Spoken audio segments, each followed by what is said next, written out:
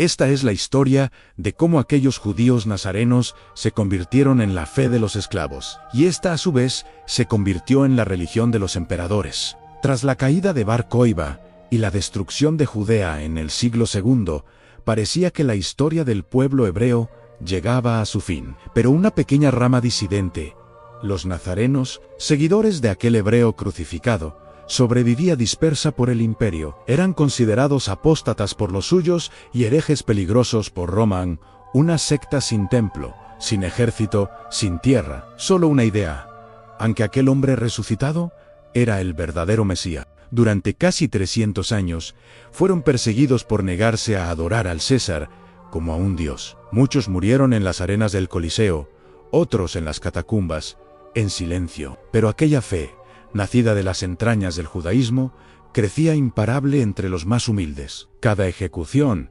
reforzaba su leyenda, su mito. La cruz, un símbolo de derrota y humillación, se transformó en su emblema de victoria. Roma, el imperio invencible, comenzaba a resquebrajarse desde dentro. Guerras civiles, injerencia extranjera, deudas, plagas y un profundo agotamiento espiritual minaban sus cimientos. El viejo orden, sostenido por los templos y tributos, se hundía. En sus márgenes, los descendientes del judaísmo rabínico, aquel que condenó a Jesús en el Sanedrín, prosperaban en las rutas comerciales, en los puertos y en las finanzas, a menudo a costa de la miseria ajena. A la sombra del águila romana, florecía una economía paralela, discreta pero decisiva. Mientras los dioses antiguos eran abandonados, el oro ya hablaba un nuevo lenguaje, el hebreo. Llegamos al año 313. El emperador Constantino comprendió el poder imparable de aquella nueva fe. Con el Edicto de Milán, legalizó el cristianismo. Roma dejó de perseguir a los cristianos y comenzó a utilizarlos. El cristianismo se volvió imperial y el imperio, poco a poco, se volvió cristiano. Fue una alianza sellada por la necesidad, la estrategia y el poder. La fe de los esclavos se había transformado en la religión de los emperadores. Menos de un siglo después, todo el imperio romano adoraba oficialmente al Dios de Israel. El pensamiento hebreo se había fundido con la lengua latina, con el arte romano y con sus leyes, transformándolo todo desde dentro. Pero esta transformación no fue en una sola dirección. El cristianismo también se impregnó de la cultura que lo rodeaba. El Cristo hebreo se vistió con símbolos solares, heredados del culto a Mitra y de otras tradiciones paganas romanas. El resultado fue un híbrido fascinante y complejo,